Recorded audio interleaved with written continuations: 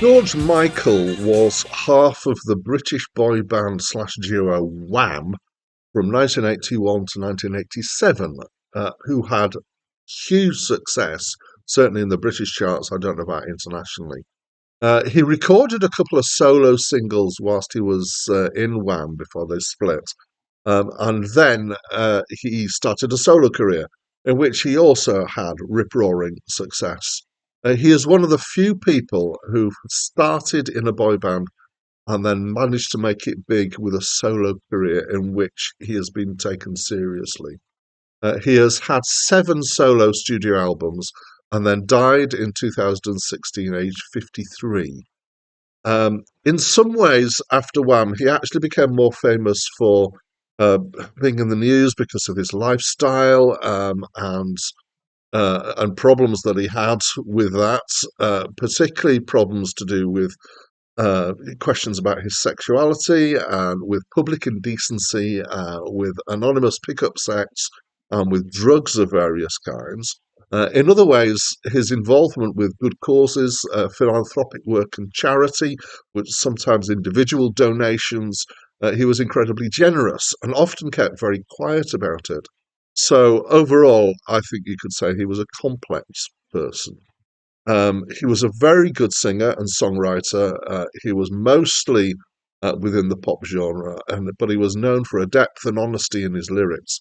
Also, he wrote in his solo career most of his songs himself.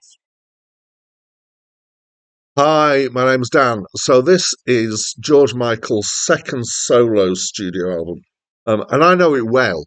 I've had a copy of this for years, and I've played it pretty often, which I don't know may come as a surprise to some people who are getting to know my tastes.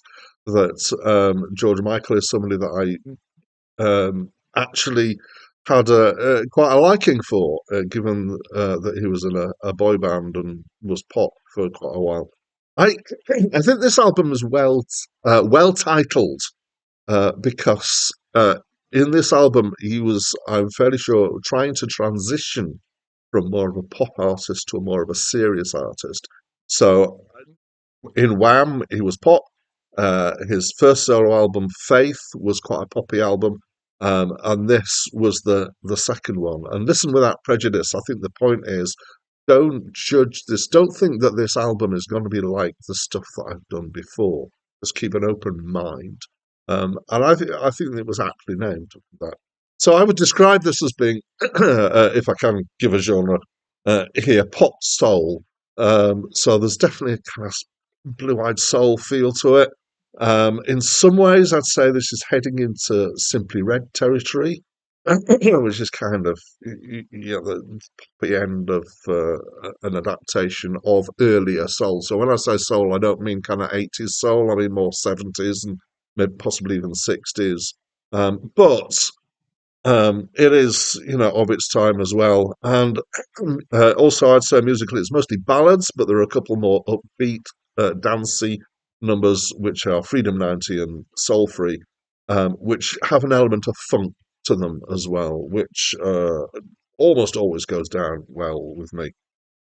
Um, the production is quite full and often quite lush, and sometimes quite kind of backed by big, what I think of as curtains of sound. So, for example, in Praying for Time, which is the first track, there's huge kind of string sounds in the backing, but I think it's synth strings. Sometimes it's hard to tell. Um, so yeah, it's kind of got a big, full, expansive sound, but also not quite sure how to say. It's not as spiky as some of his pop stuff. It's kind of more um, strong but slightly mellow. Hard to describe. Okay, right. Let's talk about his voice. So George Michael, I've always considered him to have a really strong, versatile, strident voice. He makes really good use of it on this album, and he's quite distinctive. So, I've got a little story about George Michael's voice, which isn't anything to do with this album. One day I was uh, driving somewhere. and it was a fairly long distance drive, and I was listening to the radio, and it was not long after Freddie Mercury's death, actually. Um, and I heard a track that came on the radio, which is "Somebody to Love," which is a Queen song, and I was listening to it, and thinking, this is nice. Obviously, well, not obviously, but I know that song really well. And so the first thing that was obvious was that it's a live version of it. Okay, all right, that's interesting. Why are they playing a live version? Hang on, this isn't Queen, because that's not Freddie Mercury's voice. I'm not quite sure what's going on here. Who is this? And as I was listening, I then thought, but the backing really sounds like it's being played by Queen. And after a while, I came to the conclusion that it was Queen without Freddie Mercury, but with George Michael doing the vocals.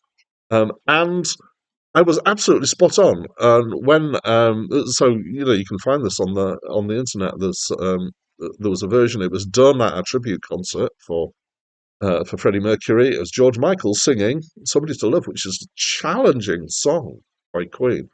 And at that point, I had a real hope that George Michael had joined Queen because he would be, out of all the people that I could think who could actually step into Freddie Mercury's shoes, I thought that George Michael might actually be able to do that. Because he's got such a strong voice. It's technical, but it's expressive. That didn't happen, which was a shame. But that's the point of this story, is that's how much I regard George Michael's voice and how strong it is and how good. Um, let's talk about the songwriting. So most of the songs here are George Michael, except the track "They Won't Go When I Go," which is a cover of a Stevie Wonder song. I'm just going to pick out a couple of songs and talk about what they're about. There's quite a variety of what the songs are about here. "Praying for Time," which is the first track on the album, is about greed and materialism. It's a great song. It's written very well, and there's some excellent lyrics in it. One of my favourites is "Charity is a coat you wear twice a year," which is just so evocative. Freedom 90. So I don't know what other people hear in this song. I've always taken this song to be a song about what he's trying to do, which is breaking out of a boy band image and constrictions and creating his own image, going into a new phase in his career. And I think maybe a lot of people, when they hear it, kind of take it to be about relationships, but I'm pretty sure that this is what it's about. I've been listening carefully. Interestingly, the other thing that underlies that or underpins that idea for me is that Robbie Williams, one of his first singles after he left Take That, was a cover of Freedom, this song, and he's in exactly the same position, but he's trying to forge a new career outside a boy band and get people to change their minds about what kind of style he is and how to approach him. And I'm pretty sure, um, but it's only my opinion, which is that he did that on purpose as a tribute to the fact that George Michael did it, and Robbie Williams is one of the other people that I know who's made this transition out of a boy band into a very successful solo career. Um, Third one I'm going to pick up is a song "Mother's Pride," which is an ironic song about military jingoism.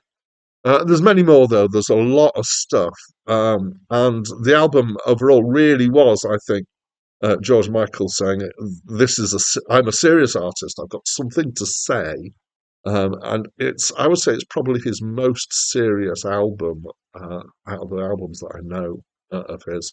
So for me, actually, I say this is a really strong album. I like it musically. I like it vocally. I like it thematically. I think some people found it a disappointment because it wasn't pop and it wasn't the George Michael that they expected. And I think maybe that's why I like it and why some people don't like it as much. So that's what I think. As always, I'd love to invite you to tell me what you think of this album. So please do by leaving a comment. And that's it from me for now.